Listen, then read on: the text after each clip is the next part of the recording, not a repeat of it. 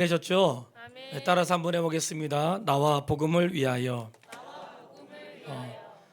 늘 우리가 주일날 기대하는 마음을 갖고 있겠지만 항상 주일날 아침에 말씀을 펴고 한동안 읽었던 말씀을 묵상하면서 오늘 전해질 말씀을 다시 이렇게 돌아보는데, 우리가 인생을 사는 이유는 나와 복음을 위하여. 인생에 사는 중심에 사실 우리는 없는 거예요. 모든 삶의 중심은 예수님과 그 복음을 위하여인데, 이 말씀이 깨달아지기까지는 시간이 걸릴 수 있지만 이 말씀이 깨달아진 사람에게는 평생을 살면서 어떠한 일을 겪고 어떠한 일을 만나도 요동하지 않습니다. 우리가 실족하고 인생의 위기 앞에 낙심하고 넘어지는 것은 예수님이 진짜 누구신지 모르기 때문에 일어나는 일이고요. 정말 예수님 누군지 알게 된다면 내 삶이 윤택하면 더욱 좋겠지만 그리하지 않아도 그것 때문에 실족하거나 그리스도를 떠난 일은 생기지 않아요. 내 삶의 중심에 내가 아니라 주님이 계시다는 것을 기억할 수 있게 되기를 바랍니다. 한 주간에 읽었던 말씀 가운데 세소로 나눠서 말씀을 드리려고 한 첫 번째는 따라해 보세요. 깨닫지 못하고. 자, 뭘 깨닫지 못했을까요? 진리의 말씀을 깨닫지 못했는데 누구에게 하신 말씀인가? 놀라웠게도 제자들에게 하신 말씀이에요.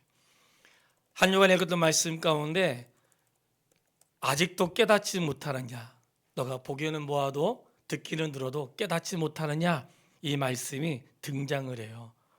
근데 언제 이 말씀을 하셨냐면 6장 51절 6장 51절로 52절 이 말씀은 5천 명을 먹이시고 남은 다음에 배를 타고 가시다가 일어난 사건이었어요.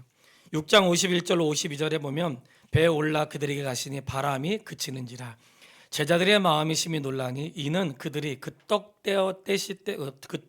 떼시던 일을 깨닫지 못하고 도리어 그 마음이 둔하여 졌음이로라. 떡을 떼신 일을 깨닫지 못하고 마음이 둔하여졌다.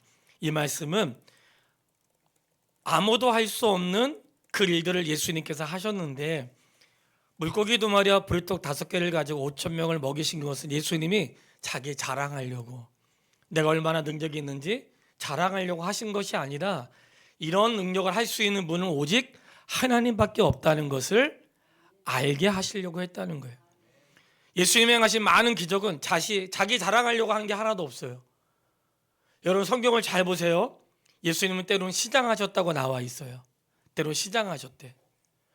예수님이 시장하신 것 때문에 돌로 떡을 되게 하시거나 시장하셔가지고 보리떡을 크게 해가지고 배불리 먹었다는 말씀이 없어요. 예수님이 하신 기적은 능히 그리할 수 있는 분이시지만 자기 자신을 위하여는 능력을 행하신 적이 없으세요. 심지어 죽은 자를 살리신 주님이 자신의 죽음 앞에서는 그냥 죽으세요. 주님의 능력을 자기 자신을 위해 쓰지 않으신다는 거예요. 그러니까 이 말씀은 예수님이 능력을 행하시거나 어떠한 표적을 보이신 것은 자기를 드러내거나 뭔가 자랑하거나 하려고 한 게 아니라 무언가 나타내고자 하는 게 있다는 거예요. 그것을 제자들은 깨닫지 못했다는 거예요. 5천 명을 먹이신 주님의 그 능력은 보았지만 왜 그 일을 하셨는지를 깨닫지 못했고, 물 위를 주님이 걸어서 제자들에게 오셨지만 주님이 어떤 분인지 몰랐다. 그 말씀을 드리고 있는 거예요. 바리새인과 서기관들은 어떠했는가? 7장 5절 말씀. 7장 5절에 보면 바리새인과 서기관들이 자신들의 전통을 이야기하면서 왜 예수님의 제자들은 전통을 지키지 않냐고 하는 말씀이 나와요. 7장 5절에 바리새인과 서기관들이 예수께 묻되 어찌하여 당신의 제자들은 장로들의 전통을 준행하지 아니하고 부정한 손으로 떡을 먹나이까. 여기서 장로들의 전통이라고 나오는데 이 장로들의 전통은 오랜 세월 모세 이후에 랍비들을 통하여 구체적인 내용들, 어떻게 살아야 되는지 구체적인 내용들을 기록한 것인데, 이것은 성경의 가르침이 아니라 그들이 이렇게 하면 좋겠네 하는 그런 가르침. 성경의 가르침보다는 성경에 기록할 때 하나님의 계명보다는 사람의 전통이라고 이렇게 나와 있어요. 사람의 전통. 야, 이게 우리 집안 전통이야. 이게 우리 교회 전통이야. 우리는 이거 해야 돼. 이 전통이라는 건데 이 바리새인과 서기관들은 전통은 잘 지키면서 하나님의 계명은 잘 지키지 않았다는 거예요. 그러니까 전통보다는 하나님 말씀보다는 전통을 더 중요하게 생각했고 그 지키는 것을 굉장히 귀하게 생각했다는 거예요. 그 중에 한 가지가 무엇인가? 음식을 먹을 때 반드시 손을 씻고 먹었다는 거예요. 손을 씻지 않고 먹는 제자들을 보면서 왜 당신의 제자들은 왜 손을 씻지 않고 먹냐? 이게 이렇게 이야기가 된 거예요. 자, 우리도 음식을 먹을 때 손을 씻고 먹는 자도 있고 씻지 않고 먹는 자도 있죠. 제가 처음 말레이시아를 갔는데 말레이시아에 가면 아주 멋있는 식탁에서 식사를 하게 됐는데 그분들 초대해가 식사를 하는데 식탁에 아주 예쁜 그릇에 담겨진 물이 있었어요. 심지어 향기까지나. 이 물은 마시는 물이 아니고 손 씻는 물이거든요. 혹시 우리가 실수할까봐 그 장로님이 목사님 이거는 손 씻는 물입니다 그러시더라고. 얘기 안 해줬으면 마시려고 했죠. 그러니까 이 손을 씻는 의식이 그들에게 있었던 거예요. 그런데 손을 씻고 먹고 안 먹을 수 있지만 위생적으로는 도움이 되겠는데 왜 손을 씻으라고 했는지를 생각하지 않고 그들은 왜 씻지 않았냐고 말을 하는 거예요. 왜 씻으라고 했는가? 이 말씀 안에는 항상 깨끗함을 유지하고 정결해야 된다는 그런 얘기를 하고 싶었던 거예요. 근데 이 바리새인과 서기관들은 깨끗하고 정결함을 손 씻는 것으로 생각했지 마음을 씻는 것으로 생각하지 못했다는 거예요. 씻으라 이 말씀은 손을 씻으라기보다는 항상 정결하게 살아야 된다. 그 교훈을 하기 위해서 씻으라는 거였는데 정결하게 살지 않고 뭐만 씻은 거예요? 손만 씻은 거야. 그냥 마음은 깨끗하게 하자고 맨날 손만 씻는 거예요. 이 말씀을 했더니 제자들도 모르니까 예수님 이게 무슨 뜻입니까? 물어보았죠. 그러니까 주님이 예수님께서 18절에 너희도 이렇게 깨달음이 없느냐? 너희도 이 깨닫지 못하느냐? 먹는 것은 뒤로 나가지만 속은 깨끗하게 할 수 없다는 거예요. 속을 깨끗하게 하는 건 무엇인가? 내 속을 깨끗하게 하는 것은 그분의 말씀인데 우리가 신앙생활 하면서 늘 주의해야 될 게 무엇인가? 겉만 깨끗한 척하는 거. 우리가 성찬식에 참여하면서 성찬에 참여함으로 내 믿음을 고백하고 하나님 제가 다시 한번 그렇게 고백한 대로 살겠습니다. 이런 마음의 다짐을 가지고 해야 되는데 습관적으로 그렇게 살고자 하는 마음은 없고 그냥 성찬에 참여하듯이 손 씻듯이 참여하면 진짜 의미를 모르고 사는 거라는 거예요. 제자들이 그렇게 살았다는 거예요. 그리고는 8장 14절에 주님이 또 말씀하시는데 3과 14절 15절에 삼가 바리새인들의 누룩과 헤롯의 누룩을 주의하라. 바리새인들의 누룩과 헤롯의 누룩을 주의라고 했더니 제자들이 아이고 우리가 떡을 안 가지고 왔는데 이렇게 오해를 했던 거예요. 바리새인의 누룩과 헤롯의 누룩은 무엇이냐면 바리새인들의 누룩 할 때 누룩은 좋은 표현으로도 사용되고 나쁜 표현으로도 쓰는데 안 좋은 표현으로 사용될 때는 부풀린다 이런 뜻. 다 아시죠? 부풀린다. 빵을 부풀리듯이. 신앙생활을 어떻게 한다는 거예요? 부풀린다는 거예요. 바리새인의 누룩을 주의하라 이 말은 신앙생활을 부풀린다는 거예요. 늘 말씀드리죠. 새벽기도 주일날 수요일 금요일 한 번도 안 빠지고 성령 큐티 한 번도 안 빠지고 늘 제가 말씀드린 한 번도 안 빠지고 예배생활 한 번도 큐티 한 번도 안 빼고 하는 사람들의 주의해야 될 게 뭐겠어요? 다른 사람을 정죄하면 안 된다는 거. 그 행위가 내가 신앙생활을 잘하는 걸 드러내기 위해서 하는 게 아니고 신앙생활을 바르게 하고 싶어서 해야 되는 거예요. 저 사람은 기도도 안 하는데요. 그거는 내가 알 바가 아니에요. 자꾸만 우리는 저 사람은 기도도 안 하는데 저 사람은 참석도 안 하는데 저 사람은 봉사도 안 하는데 뭐도 안 하는데 그거는 그 사람의 삶의 기준이 아직 주님의 분량에 이르지 못해서 그런 거예요. 자기의 기준은 내가 한 번도 새벽기도 안 빠지고 수요일날 금요일 공예배 모두 참석하고 모든 교회에서 하는 거 다 하면 우리가 의로워요? 의롭지 않아요. 모든 삶의 과정은 하나님 앞에 바르게 살고 싶은 내 삶의 고백인 거예요. 그거를 가지고 다른 사람한테 왜 하냐 안 하냐 말할 수 없지만 목사는 말할 수 있죠. 목사는 그렇게 함으로 신앙에 유익함이 있기 때문에 하라는 건데 말 안 듣는 사람은 어쩔 수 없죠. 말 안 듣는 것까지 쫓아다니면서 할 수는 없으니까 들으라고 하는 말이에요. 그럴 수는 없잖아요. 그런데 이 누룩을 주의하라 이 말씀 안에는 우리가 들어서는 안 되는 가르침도 있다는 거예요. 하나님 말씀은 깨닫지 않으면서 세상 이야기는 엄청나게 잘 알고 있고 말씀은 모르면서 세상의 가르침은 얼마나 이렇게 중요하게 생각하는지, 오히려 저는 세상의 가르침을 하나님 말씀으로 그냥 짓눌러가지고 하나님 말씀은 모든 것보다 탁월하기 때문에 그 말씀의 가르침으로 세상을 정복하는 하나님의 사람 되기를 바랍니다. 이러한 가르침들 속에서 제자들의 깨닫지 못하느냐 이렇게 말씀하신 그 속에서 바로 제자들과 우리의 모습을 보게 되는 거예요. 깨닫지 못하느냐, 깨닫지 못하는 목사, 깨닫지 못하는 우리 성도, 하나님 말씀을 듣지만 늘 자기 주관대로 살고, 말씀은 말씀이고 삶은 삶이지, 늘 말씀을 듣지만 자기 주관으로 살아. 그렇게 하니까 깨닫는 거와 삶이 다른 거예요. 좋은 말씀 들었다고 생각하고 사는 거 자기 마음대로 사는 거예요. 여러분, 좋은 말씀이 아니라 하나님의 말씀을 듣는 거예요. 이러한 가르침을 왜 했는가? 제자들의 깨달음을 주기 위해서인데, 앞으로 오늘 다 할 수는 없지만 성도님들이 깨달아야 되는 것은 오늘 읽었던 말씀 가운데 예수님이 세 번 고난을 받을 것이라고 3번 말씀하세요. 몇 번 말씀하신다고요? 3번 고난을 예고하세요. 신기하게도 예수님의 고난을 예고하실 때마다 제자들이 어떤 행동을 해요. 근데 그 행동은 전부 다 주님의 의도와 다른 걸 행동해요. 아주 놀랍죠? 놀랍지 않죠? 다 우리가 하고 똑같으니까. 우리하고 똑같은 게 별로 놀랍지 않아. 예수님이 내가 고난받고 죽을 것이다 했더니 어떤 반응을 일어나는가? 주여 여기가 좋사오니. 그게 첫 번째 반응이에요. 두 번째, 내가 고난받아서 이제 십자가에 달려 죽고 3일만 부활할 것이다 했더니 제자들 가운데 어떤 이야기 했었는가? 그러면 우리 중에 누가 크냐? 아직도 우리 중에 누가 크냐고, 누가 신앙생활 제일 잘하냐고, 그런 쓸데없는 생각하는 사람들, 목사 중에 누가 크냐, 어느 교회가 크냐, 아예 그런 생각 자체를 버리세요. 여러분, 우리 교회 작지 않습니다. 나만 그렇게 생각하는 거예요?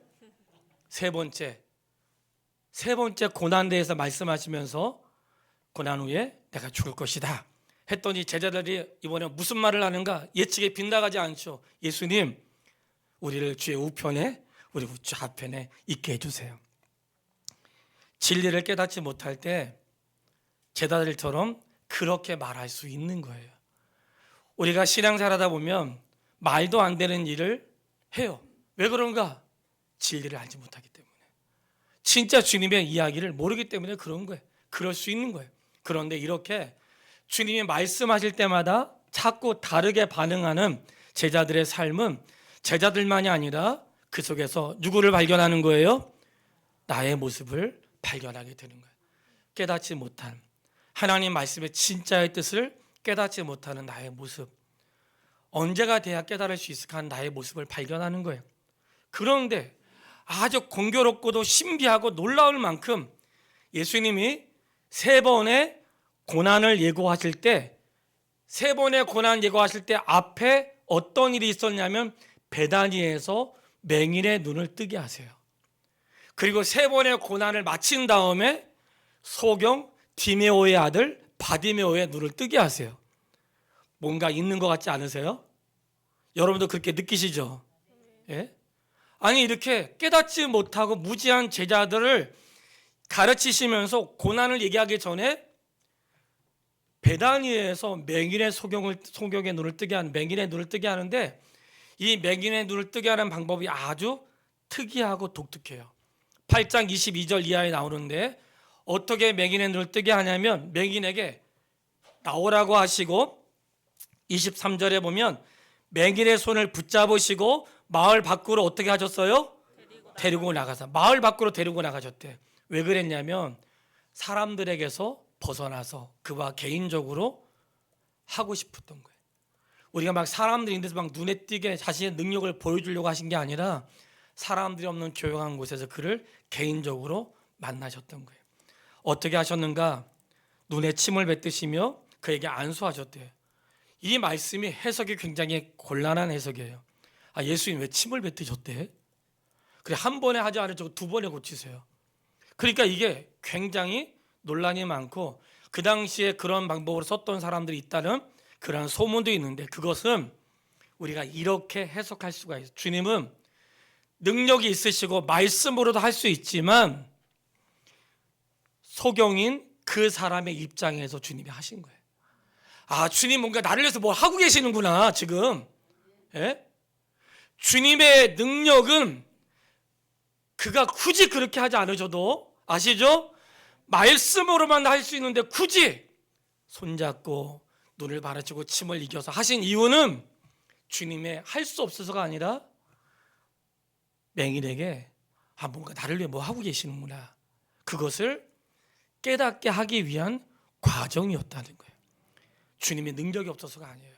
그렇다면 내 일상생활 속에서 일어나는 것들은 주님의 능력이 없는 것이 아니라 내가 느끼고 체험하고 주님이 나를 사랑하신다는 것을 알 수 있는 표현의 방법으로 깨닫게 되기를 바랍니다. 그 이후에 8장 25절에 보면 그 눈을 다시 안수하심에 보니 모든 것을 밝히 보는지라. 자, 눈을 떠서 모든 걸 보게 되었어요. 또 하나 사건이 있는데 14절, 9장 14절에 귀신 들린 자를 고쳐주시는데, 이 귀신 들린 자는 어떤 사람이었냐면 9장 17절 이하에 선생님, 말 못하게 귀신 들린 내 아들을 선생님께 데려간다이다. 뭘 못해요? 말을 못한대. 그러니까 말을 못하는 자를 데려온 거예요. 자, 이 놀라운 사실은 20절 같이 읽겠습니다. 9장 20절 읽어보겠습니다. 시작. 이에 데리고 오니 귀신이 예수를 보고 그 아이로 심히 격려를 일으키게 하는지라. 그가 땅에 엎드려 구르며 거품을 흘리더라. 놀라웠게도 귀신은 예수님을 알아보는데 유대인들은 예수님을 못 알아봤어. 누가 이 마가복음에서 신기한 것은 귀신은 예수님을 알아. 근데 종교 지도자들은 예수님을 몰랐다는 사실이에요. 그래서 예수님이 9장 25절에 말 못하고 못 듣는 귀신아, 내가 내게 명하노니 그 아이에게서 나오고 다시 들어가지 말라. 자, 따라해 보겠습니다. 말 못하고 못 듣는 귀신아. 자, 어떤 사람이요?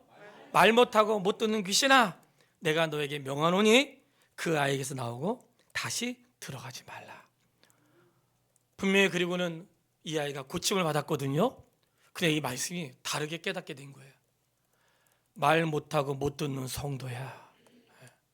내가 예수 믿으면서 내가 주님 믿는다고 한 번 말해보지 못한 사람들, 내가 주님 믿으면서 평생 내 입으로 신앙 고백 못 해본 사람들, 내가 주의 말씀을 듣긴 했지만 잘못 깨닫는 사람들, 귀신이 아니라 그렇게 깨달아지는 거예요. 평생 살아도 내 입술로 주님 앞에 고백 한 번 못 해본 사람들, 듣긴 듣지만 깨닫지 못하는 사람들을 향하여 말 못하고 깨닫지 못하는 자야, 나와서 말하고 듣는 자가 되라 하시는 주님의 음성으로 깨닫습니다. 그리고는 세 번의 이러한 그 순환 이교가 마치고 또 소경을 고친 사건이 있다고 했잖아요. 거기에 디메오의 아들 바디메오가 나오는데 10장 46절 이하에 나오거든요. 아주 이 디메오의 아들 바디메오만 설교해도 1시간 하죠. 그냥 이거를 오늘 설교의 주제는 이게 아니기 때문에 간략하게 지나가겠습니다. 이 디메오의 아들 바디메오에 대해서 뭐라고 얘기하냐면 10장 46절 이하에 디메오의 아들인 맹인 거지 바디메오, 그는 맹인이고 거지였다는 거예요. 맹인이고 거지였던 그가 주님을 향해 뭐라고 고백하는가? 다윗의 자손 예수여, 나를 불쌍히 여기소서, 이렇게 했어요. 이 사람은 거지에다가 뭐예요? 맹인이야. 보지 못하는 사람이야. 근데 누구를 알고 있어요? 예수님 알았어. 이 사람은 육신의 눈은 보지 못하는 사람이었는데 예수님 누구인지 알고 있는 사람이야. 유구에 의해서 주님 앞에 올 수밖에 없었고 주님을 부르지 않으면 그 앞에 나갈 수 없는 자인데 그는 분명히 맹인이고 거지였다는 거예요. 근데 그가 누구를 알았는가? 그동안 들었던 걸 통해 이분은 다윗의 자손 예수님이시고 그분은 나를 고칠 수 있는 분이라는 사실을 알았다는 거예요. 할렐루야. 우리가 육신의 눈은 뜨지 못하면서 영의 눈이 뜬 자들도 있지만 육신의 눈은 뜨고 있으면서 영의 눈이 잠긴 자들이 얼마나 많은지.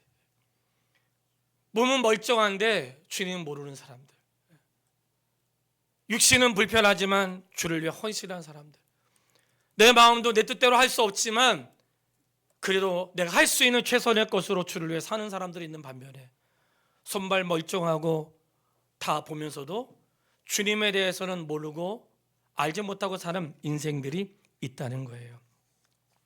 아주 놀라운 일이죠.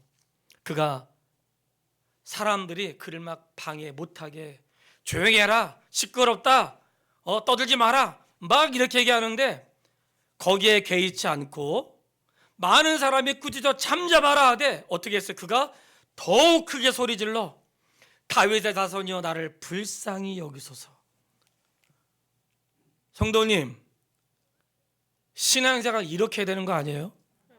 예? 신앙생활 이렇게 되는 거 아니냐고. 야, 꼭 그렇게 해야 돼? 주님을 제대로 안 만나서 그런 거야. 정말 내 인생의 모든 것 되시는 그분 앞에 체면이 어디 있어요? 다른 사람들이 하지 말라고 해도 내 인생을 왜 그들에게 맡기냐고. 체면이 어디 있어? 조용히 해! 이 거지야! 눈에 들어오지 않는 거야. 어차피 보지도 못하고. 그는 그저 주님이 불러오시기를 그냥 간구하는 거예요. 다윗 자손 예수여 나를 불쌍히 여기서 하면서 더욱 크게 소리질러. 그렇게 살아봤냐는 거야. 그렇게 살아봤냐는 거야. 내 삶에 누가 얘기하면 오늘 가지 말라 보다. 누가 뭐 하면 오늘 그만하라고 하는 보다. 이런 삶의 태도를 가지고 살면서 하지 말라고, 그렇게 하지 말라고 할 때 더 크게 소리 지르고 주여 나를 불쌍히 여겨주십시오. 이렇게 살아봤냐고. 그냥 누가 얘기하면 그냥 기죽어 살면서 주님께는 말하지 못하는 그런 믿음을 가지고 대부분의 사람들이 살고 있다는 거예요. 그러면서 이 앞뒤를 분간하지 못하는 이 제자들 앞에 주님이 소경의 눈을 뜨게 하신 것은 제자들의 눈을 뜨게 하시는 과정이었던 거예요. 예수님이 이런 일들을 통해서 얘들아 제발 좀 눈 좀 떠라. 말 못하고 듣지 못하는 것에서 좀 말하고 듣는 자가 되라. 그러면서 길가에서 가만히 앉아서 말씀하신 게 아니고요. 8장 27절에 보면 드디어 너희는 나를 누구라고 하느냐 이 말씀이 등장을 해요. 근데 이 말씀이 앉아서 또는 회당에서 가르친 말씀이 아니에요. 8장 27절을 보면 오늘 본문의 말씀이죠. 예수와 제자들이 빌립보 가이사라 여러 마을로 나가실세. 어디에서? 길에서 하신 거예요. 길에서 제자들에게 물어 이르시되 사람들이 나를 누구라고 하느냐. 어디에서 말씀하셨다고요? 여러분 예배당만 가르치는 장소가 아니에요. 집만 가르치는 장소가 아니야. 예수님은 길에서도 가르치셨고 식사하는 자리에서도 가르치셨고 고치는 자리에서도 삶의 모든 자리가 그분의 말씀을 가르치는 자리였던 거예요. 그 자리에서 물어보신 거죠. 너희는 나를 누구라느냐. 이 말씀에서 베드로가 주는 그리스도십니다 이렇게 고백했잖아요. 자신을 드러내신 거예요. 성도님, 이제 오늘의 중요한 말씀을 마무리로 이 말씀을 드릴 거예요. 왜 예수님께서 제자들에게 너희는 나를 누구라고 하느냐 물어보셨냐면 앞으로의 행보를 위해서 물어보신 거예요. 너희는 나를 누구라 하느냐. 오늘 우리 인생을 살면서 누가 중요하냐? 예수님이 누구신지 아는 게 중요합니다. 자, 누가 중요하다고요? 예수님이 누구신지 아는 게 중요해요. 그래서 예수님이 제자들에게 너희는 나를 누구라고 하느냐고 물어보신 거예요. 제가 물어볼게 속으로 대답하세요. 왜냐하면 잘못 대답하면 내가 시험 들 수 있으니까. 너희는 나를 누구라고 하느냐. 속으로 대답해. 성도님은 예수님을 누구라고 생각하세요? 다시 한번 질문할게요. 성도님은 예수님을 누구라고 생각하세요? 굉장히 중요한 질문인 거예요. 어떻게 고백하느냐에 따라서 내 인생의 발걸음이 달라지는 거예요. 이 말씀을 하신 이유는 너희는 나를 누구라고 하나요? 주는 그리스도십니다. 이 말은 주님은 메시아시고, 주님은 왕이시고, 제사장이시고, 주님은 선지자시고, 우리의 죽으신 분이고, 우리의 부활하실 분이고, 장차 심판해 주러 오실 분입니다. 할렐루야. 아멘. 이 모든 고백이 그 안에 있는 거예요. 그러면 주를 그리스도로 고백하는 사람이 고난이 올 때 피할 수 있어요, 없어요? 어려울 때 피할 수 있어요, 없어요? 왜 이렇게 소리가 작아요? 속으로 다 하신 거죠? 없어. 믿음 생활하다가 신앙을 포기하고 신앙생활을 엉망진창으로 하고 자기가 하고 싶은 대로 하는 사람은 주는 그리스도시요 살아계신 하나님의 아들이라는 믿음의 고백이 부족하거나, 고백을 하지 않았거나, 고백을 했지만 따르지 않거나, 솔직하게 그런 사람들이에요. 정말로 주님을 고백한 사람들은 그렇게 살 수가 없어요. 그렇게 살아서도 안 되고. 저는 이 말씀을 통해서 성도에게 신앙생활을 구차하게 하지 말라고, 주님의 이름을 부끄럽게 하지 말라고, 그까짓 거 몇 푼 돈 때문에 신앙생활 하고 안 하고, 뭐 내가 상처받고 안 받고, 또는 내가 뭘 하고 안 하고, 교회 직분자로 받고 안 받고, 이게 신앙생활의 본질이 아니에요. 정말 중요한 거는 너는 주님을 어떻게 생각하냐는 거예요. 왜 이 얘기를 했을까요? 당시에 마가복음은 로마에 살고 있는 그리스도인들에게, 박해를 받고 있는 그리스도인들에게, 당시 황제로부터, 네로 황제로부터 죽임을 당하고 박해를 받고 있는 로마에 사는 그리스도인들에게 이 고백이 너무나 중요했기 때문에 너는 나를 누구라 하느냐, 그걸 묻고 계신 거예요.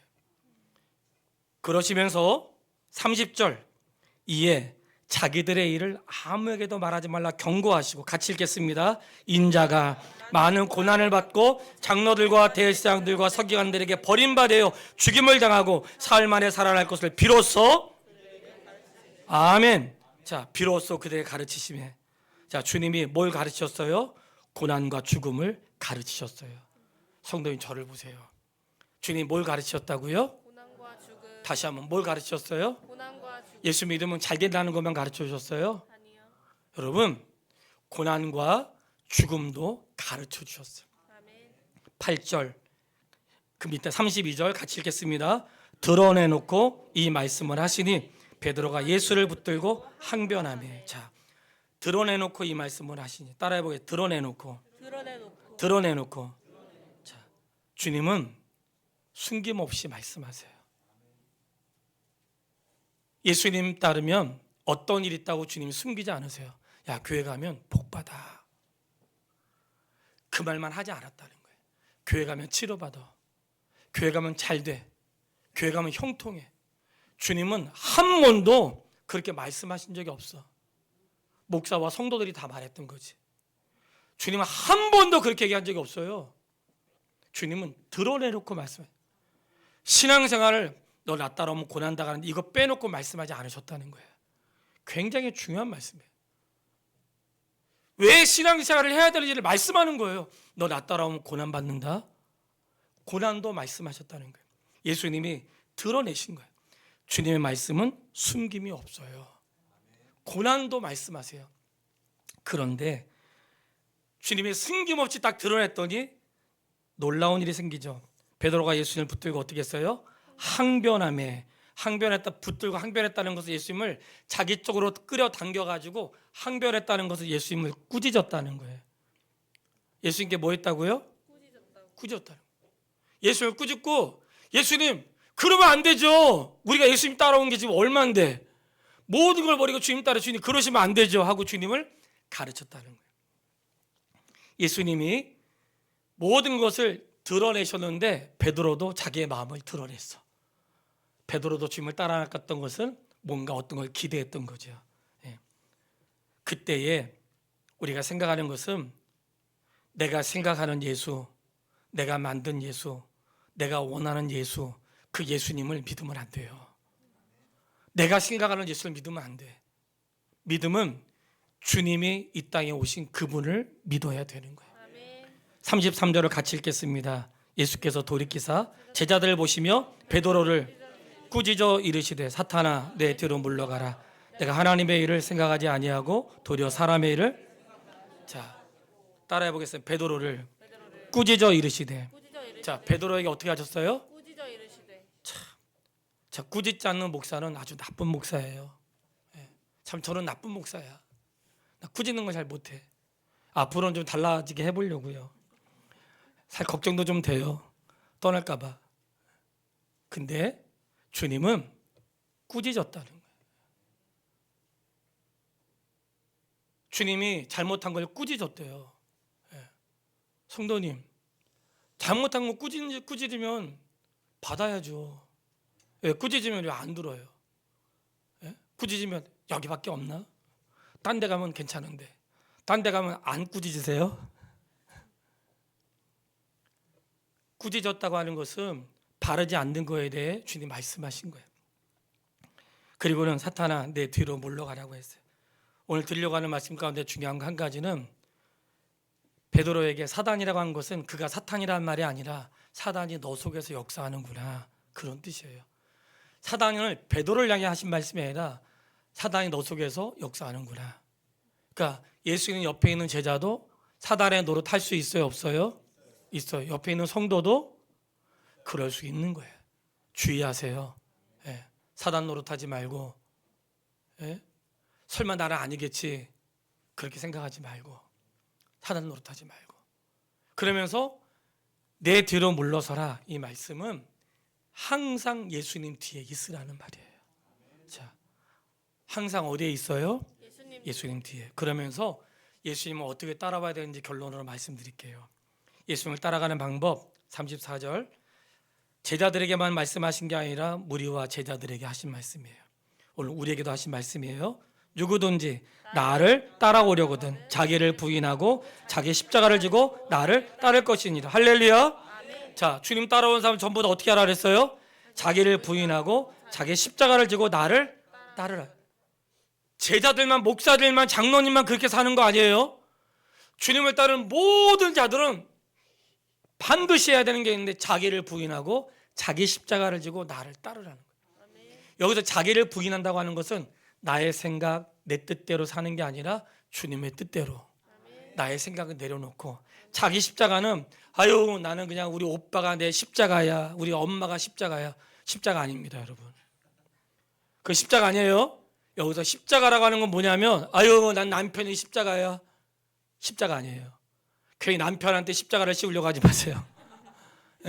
여기서 말 십자가는 내 삶에 일어난 형편이 십자가가 아니라 주님을 향해 가는 길의 사명, 그게 십자가란 말이에요. 우리는 그것도 모르고 그냥 남편이 십자가라고 자식들이 십자가라고 그러고, 그거는 자기가 살아온 삶의 결과예요.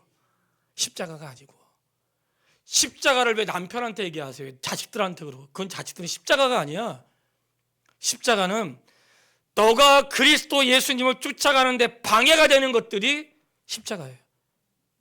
내가 주님을 말씀대로 살려고 하는데 걸림돌이 되는 게 그게 십자가인 거예요. 그거를 지고 나를 따르라는 거예요.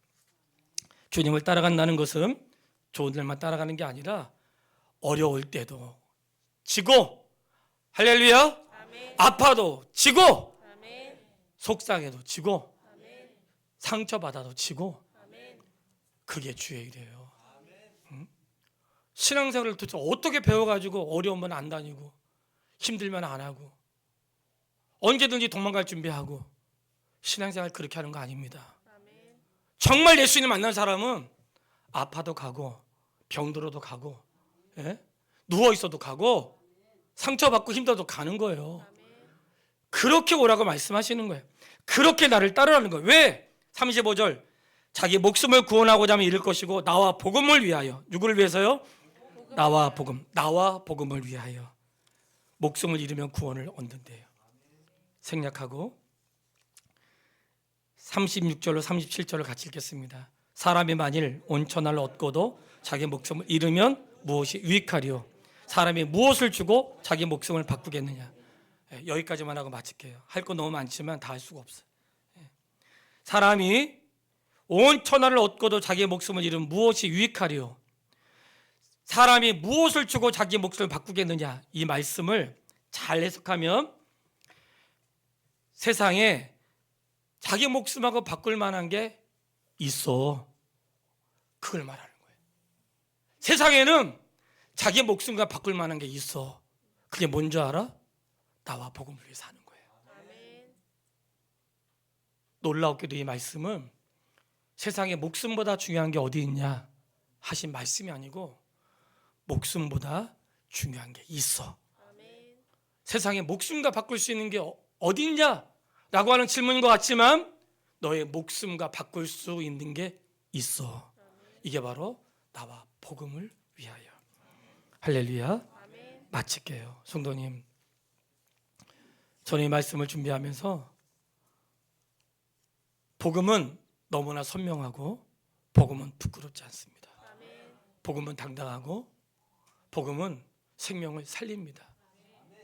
오늘 우리가 신앙생활을 너무 자기중심, 내 삶에 어떤 일어나는 것들 이 중심으로 하다 보니까 정말 가야 될 것을 제자들처럼 보지 못하는 거예요.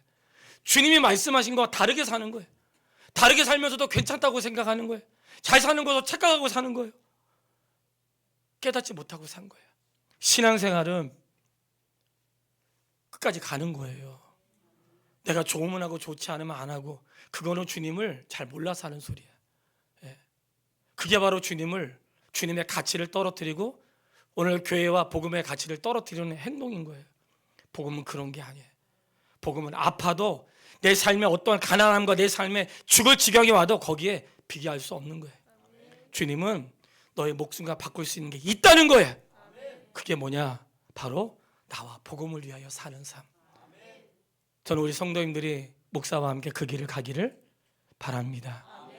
자기를 부인하고 내 생각대로 사는 게 아니라 주님의 생각대로, 항상 내 위치는 주님의 뒤에서 자기 십자가 지고 다른 사람에 맡기지 말고 봉사할 시간에 봉사하고 내가 해야 될 거 내가 하고 그렇게 하면서 따라가는 거예요. 이게 모든 사람이 가야 될 길임을 믿으시고 승리할 수 있게 되기를 주님의 이름으로 축복합니다. 오늘 제가 준비한 찬양이 있었는데 찬송가 516장 예배 전에 했는데 그 찬양이 너무 좋아가지고 찬송가 516장으로 부르겠습니다. 오른 길 따르